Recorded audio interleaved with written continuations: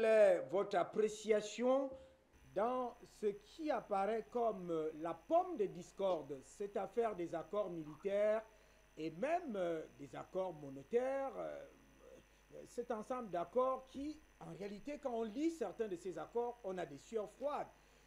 Comment, pour le cas du Burkina Faso, cela doit être abordé? C'est une question de rapport de force. Malheureusement, je viens d'entendre à l'instant, par exemple, que pourquoi est-ce que les Africains ne sont pas capables de produire une armée unique, une armée unitaire des États-Unis d'Afrique, qui est un beau projet, qui est un projet que Kadhafi avait d'ailleurs porté de tous ses voeux. Simplement parce que quand on sort d'une décolonisation avec une nation coloniale qui a détruit les élites intellectuelles, quand on a détruit tout ce qui était la constitution d'un pays qui commençait à naître, je parle de tous les pays africains de façon individuelle, et l'Afrique au sens large, quand la puissance coloniale a considéré qu'il fallait que ces hommes soient des sous-hommes, puisque c'est une question raciste avant toute chose, évidemment qu'il est difficile de créer après, à partir de pas grand-chose ou de rien, ou très peu d'élites, une nation. Et les rapports, effectivement, entre la France et ses anciennes colonies sont des rapports de néocolonialisme qui consistent à pérenniser l'idée selon laquelle l'Afrique ne peut pas se développer. C'est un mythe, évidemment, on voit bien avec l'Éthiopie, par exemple, ou quelques pays qui montrent le chemin de la réussite, mais c'est un mythe qu'on entretient volontairement pour garder un rapport de servage. Donc quand vous dites pourquoi est-ce que ces pays ne sont pas en mesure de produire leurs propres moyens de défense et qu'ils se retrouvent avec le couteau sur la gorge à accepter des accords intolérables, je sais, des accords de souveraineté qui sont bafoués, quand on ne peut pas garantir la sécurité de son territoire parce qu'on n'est pas équipé, parce que l'armée n'est pas formée, parce qu'évidemment tout a été mis en œuvre pour que ça n'arrive pas, eh bien malheureusement ces pays sont obligés de composer avec l'ancienne puissance tutélaire, ce qui est la pire des stratégies. Et pour répondre à la remarque qui vient d'être faite, effectivement, pourquoi faire appel aux Russes et aux Chinois?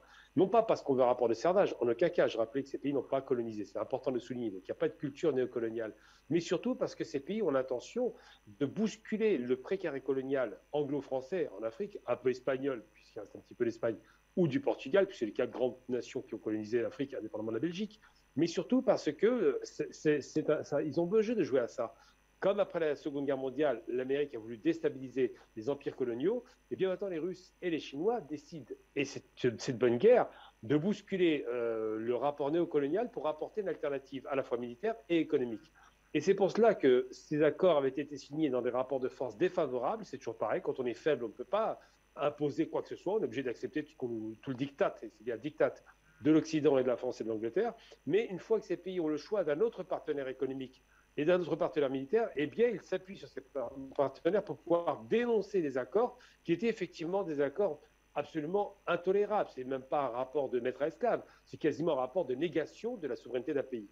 Et donc, l'arrivée des Russes et des Chinois est bénéfique dans la mesure où il y a le transfert de compétences, de technologies, de l'information, et ça donne la possibilité de pouvoir, à ces pays, pouvoir développer une industrie, pouvoir développer l'expertise et pouvoir sortir de ce rapport vraiment très délétère qui est actuellement observé. Et c'est en cela qu'il faut savoir utiliser les rapports de force internationaux à notre profit, et en aucun cas se retrouver sous les rapports de force d'autres dominants.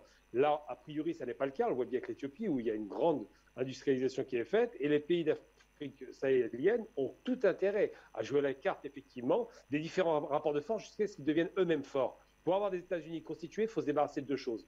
De la sécurité, donc une armée solide, formée et équipée, puis après des industries qui vont naître, et surtout d'une monnaie unique qui soit une monnaie panafricaine en l'occurrence. Je l'appelle l'Africa parce que c'est une idée que je jette comme ça un petit peu en l'air, mais si on est capable de créer notre propre richesse, sachant qu'on a le continent le plus riche de la Terre, il est facile de dire que la monnaie aura une valeur qui sera au-delà de l'euro, parce que c'est une monnaie qui s'appuiera sur les richesses essentielles. Donc effectivement, pourquoi on est en difficulté? Parce que le rapport de force n'est pas favorable, mais aujourd'hui, on observe un tournant très bénéfique pour l'Afrique. On a la possibilité d'avoir d'autres rapports avec d'autres États un peu plus sérieux qui, peut-être, nous donneront des solutions. Mais je pense qu'on y arrivera. L'Égypte avait montré la voie à une époque, et à la nationalisation canal de Suez, parce qu'elle avait soutenu les Russes, eh bien, nous devons nationaliser les richesses des pays parce que nous avons le soutien des Russes et des Chinois.